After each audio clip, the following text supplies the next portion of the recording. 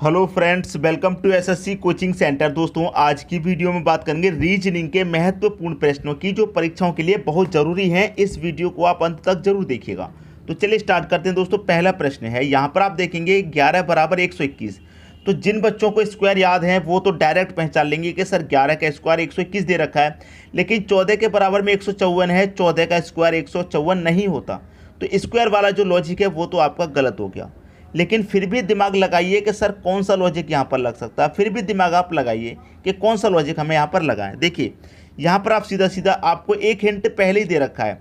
Hint क्या है कि 11 का स्क्वायर 121, यही आपका दोस्तों हिंट है। मैं बता रहा हूँ, यही आपका हिंट है। कैसे है? 11 का स्क्वायर 121 का मतलब क्या है? 11 गुने 11 121 होता है। ये आपका हिंट हो गया। अब यहाँ पर 14 है, तो 14 का मल्टीप्लाई भी आप किससे करिए? 11। देखिए, इस 11 का मल्टीप्लाई आपने 11 का मल्टीप्लाई 11 से किया, इस 14 का मल्टीप्लाई 11 से कीजिए। तो 14 का मल्टीप्लाई 11 से करेंगे कितना हो जाएगा? 11 चौके 44 का 4, कैरी का 4, 11 कम 11, कैरी का 4, 15। 154 हो गया कि नहीं हो गया? ये जो दे रखा है। तो इस 11 का मल्टीप्लाई भी 11 से, इस 14 का मल्टीप्लाई भी 11 है, इस 16 का मल्टीप्लाई भी कितने से होगा? 11 से ही होगा।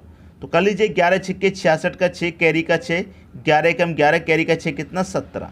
तो 176 आ जाएगा आपके प्रश्न का सही आंसर, जो कि सी ऑप्शन में दे रखा है। मैं उम्मीद करता हूं सभी की समझ में बहुत अच्छे तरीके से प्रश्न आ गया होगा।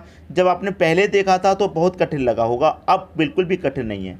समझ में आ गई दोस्तों बात? पहले अगर आपने सोचा हो कैसे करना है कैसे करना है, लेकिन लॉजिक बड़ा ही शानदार है। पहले ही आंसर आपका दे रखा है, पहले में ही आपको लॉजिक दे रखा है। क्या लगेगा? सबकी समझ में प्रश्न आ गया। अब देखेंगे अगला प्रश्न।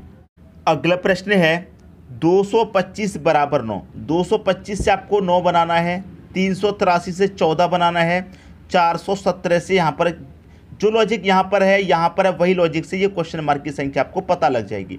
लेकिन 225 तो आप कहेंगे सर बहुत बड़ी संख्या है, अगर मैं इनको छोटा कर दूं तो कैसे करेंगे आप? देखिए, मैं इस 2 को अलग कर लेता हूँ, इस 2 को भी, इस 5 को भी अलग कर लिया। अब मैं इनको अलग अलग कर लिया तो इनको जोड़ लो आपस में। 2 और 2 4, 4 और 5 कितना होता है? 9 होता है। जो यहाँ पर दे रखा है 9 ही तो होता है।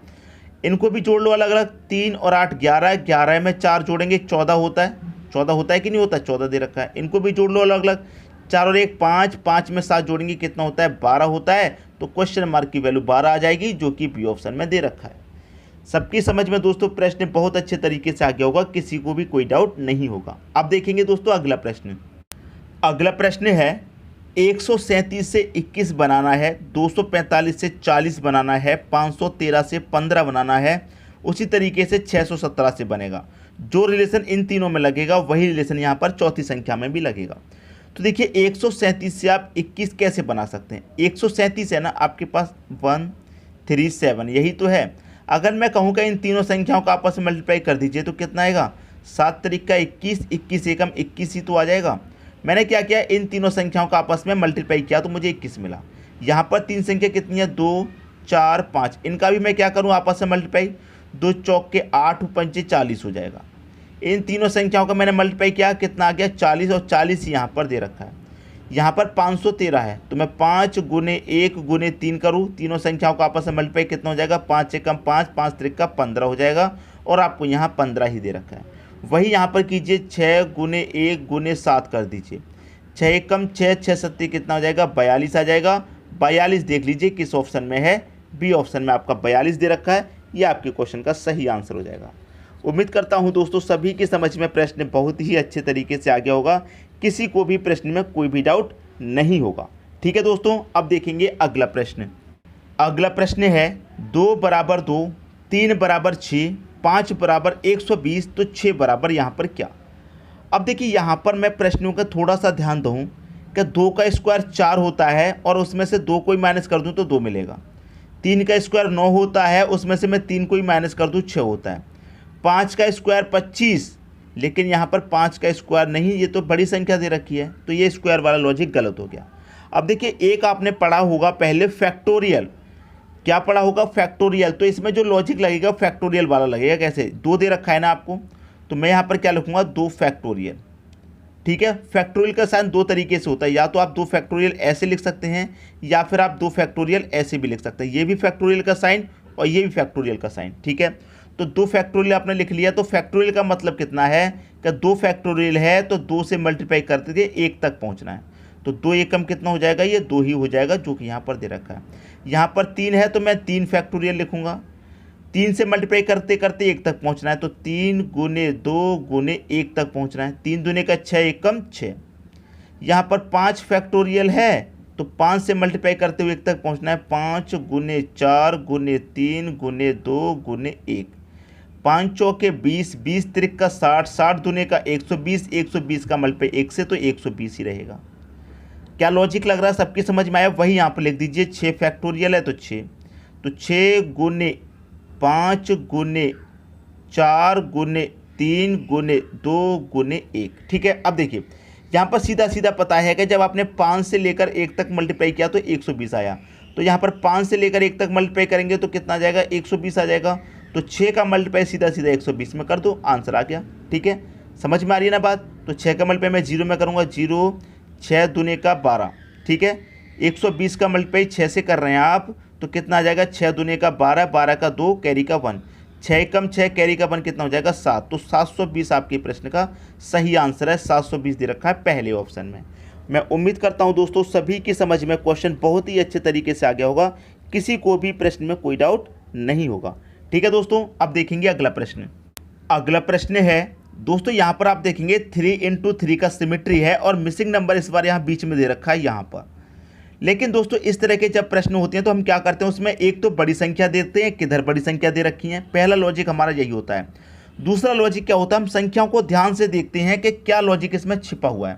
अब देखिए यहाँ पर मिसिंग नंबर है तो ऐसे तो हम प्रश्न को सॉल्व नहीं कर सकते, या तो ऐसे करेंगे या फिर ऐसे। तो देखिए मैं यहाँ पर कर क्या सकता हूँ, यहाँ पर मुझे सीधा सीधा दिखाई दे रहा है कि 89 से आप 102 पर आ रहे हैं। 89 से 102 पर आएंगे, 13 जोड़ा गया। 89 में 13 जोड़ा 102। अब 102 में भी क्या करेंगे, आप 13 जोड़ेंगे तो 115 ही तो मिलेगा। सीधा सीधा आपको दिखाई दे रहा है। यहाँ भी 13 जोड़ा, यहाँ भी 13 जोड़ा, यहाँ भी देखिए कितना आ रहा है। 50 में आप 13 जोड़ेंगे, 50 में 13 जोड़ेंगे सीधा सीधा 63 होता है, और 63 में भी आप 13 जोड़ेंगे सीधा सीधा 76 होता है। यहाँ भी 13 जोड़ा, यहाँ भी 13, यहाँ भी 13, यहाँ भी 13, तो आप यहाँ भी 13 जोड़ेंगे और यहाँ भी 13। तो 11 में आप 13 जोड़ेंगे दोस्तों, कितना होता है, 11 में 13 जोड़ेंगे, यहाँ पर देखिए मैंने 13 जोड़ दिया, तो 11 में 13 जोड़ूंगा तो 24 होगा कि नहीं होगा, 24 होगा। और 24 में फिर आप 13 जोड़ेंगे तो 24 में 13 जोड़ेंगे तो कितना होगा, 37 हो जाएगा। तो क्वेश्चन मार्क की जगह 24 आ जाएगा। कहाँ दे रखा है, 24 पहले ऑप्शन में। सबकी समझ में दोस्तों प्रश्न बहुत ही अच्छे तरीके से आ गया होगा, किसी को भी प्रश्न में कोई डाउट नहीं है। 89 में 13 जोड़ा 102, 102 में 13 जोड़ा 105, 50 में 13 जोड़ा 63, 63 में 13 जोड़ा 76, 11 में 13 जोड़ा 24, 24 में 13 जोड़ेंगे तो 37। सबकी समझ में आ गया, सीधा सा लॉजिक है। अब देखेंगे अगला प्रश्न। अगला प्रश्न है 17 बराबर 94, 36 बराबर 75, 59 बराबर 52, 83 बराबर क्या। बहुत ही बढ़िया लॉजिक है। देखिए यहाँ पर आप सोचेंगे कि 17 से आपको 94 बनाना है, कैसे भी इसी चीज़ में आपको दिमाग लगाना है कि 17 से कैसे भी हमें 94, 36 से कैसे भी करके 75, 59 से कैसे भी करके 52 और 83 से भी उसी तरीके से संख्या फाइंड करेंगे। अधिकतम यही लॉजिक लगता है, लेकिन जितने भी लॉजिक बनते हैं हमें आपको सभी बताने हैं। तो देखिए यहाँ पर इस बार मुझे 17 से 94 नहीं बनाना, मैं 17 में 94 को जोड़ देता हूँ। ठीक है दोस्तों, मैं क्या करूँगा, 17 में 94 को जोड़ूंगा तो 17 प्लस 94 कितना हो जाएगा दोस्तों। इसको जब जोड़ेंगे तो 7 और 4 11 का 1, कैरी का 1, 1 और 9 10, कैरी का 1 कितना 11, 111 हो गया दोनों का योग। यहाँ पर मैंने दोनों को जोड़ा है तो सिंपल यहाँ भी जोड़ूंगा तो 36 प्लस का 75। अब 6 5 11 का 1, कैरी का 1, 3 और 7 10, कैरी का 1 11, इसका योग भी 111, इसका योग भी 111। हिंट मिला, 59 प्लस का 52, दोनों को जोड़िए। 9 और 2 11 का 1, कैरी का 1, 5 और 5 10, कैरी का 1 कितना 11। तो यहाँ पर इनका योग किया 111, इनका भी योग किया 111, इनका भी योग किया 111। तो यहाँ पर भी आपको इनका योग करके 111 आना चाहिए कि नहीं आना चाहिए। बिल्कुल सिंपल सी बात है, 111 आना चाहिए। तो देखिए यहाँ पर कौन सी संख्या आएगी, आपको पता है कि 111 आना चाहिए। तो 111 में से इस 83 को आप माइनस कर देंगे तो आपको ये पता चल जाएगा यहाँ पर कौन सी संख्या आनी चाहिए। तो 111 में से आप 83 को माइनस करेंगे, कितना बचेगा 28 बचेगा। तो यहाँ पर 28 आना चाहिए क्वेश्चन मार्क की जगह पे। 28 पहले ऑप्शन में आपको दे रखा है। सबकी समझ में प्रश्न बहुत अच्छी तरीके से दोस्तों आ गया होगा। अब देखेंगे अगला प्रश्न। अगला प्रश्न है दोस्तों इस प्रश्न में आपको 3 ट्रायंगल दिखाई दे रहे हैं और तीनों ही ट्रायंगल के अंदर संख्या है, लेकिन मिसिंग नंबर कहाँ पर है? यहाँ पर कौन सी संख्या आएगी वो आपको बता देना है।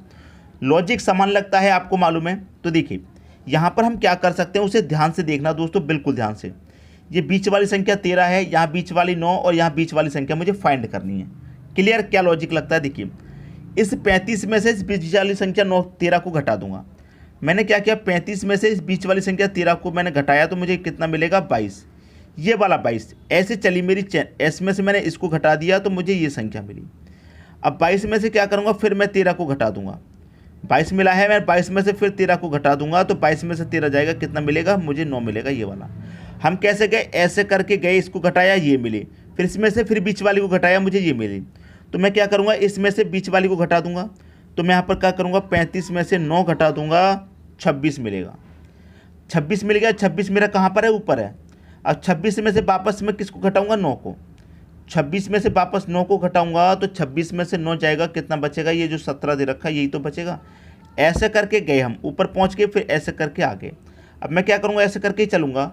तो 45 में से मैं कितना घटाऊंगा को मुझे 26 मिल जाए? कितना घटाऊंगा? आप जानते हैं 45 में से अगर आप 19 को घटा देंगे तो आपको कितना मिलेगा? 26 मिलेगा। तो बीच वाली संख्या आपको पता चल गई कितनी है? 19 है। 45 में से आप 19 घटाएंगे तो आपको 26 मिलेगा, जो कि ऊपर दे रखा है। और फिर वापस आएंगे तो 26 में से आप क्या करेंगे, फिर 19 घटाएंगे। 26 में से फिर आप अगर 19 को घटा देंगे तो कितना बचेगा आपके पास? 7 बचेगा। ऐसे चलेंगे। तो बीच वाली संख्या आपको पता करनी थी, बीच वाली संख्या 19 है। 19 कहाँ दे रखा है? सी ऑप्शन में। मैं उम्मीद करता हूं दोस्तों सभी को प्रश्न बहुत ही अच्छे तरीके से आ गया होगा, किसी को भी इन प्रश्नों में कोई डाउट नहीं होगा। ठीक है दोस्तों, वीडियो देखने के लिए आपका बहुत बहुत धन्यवाद।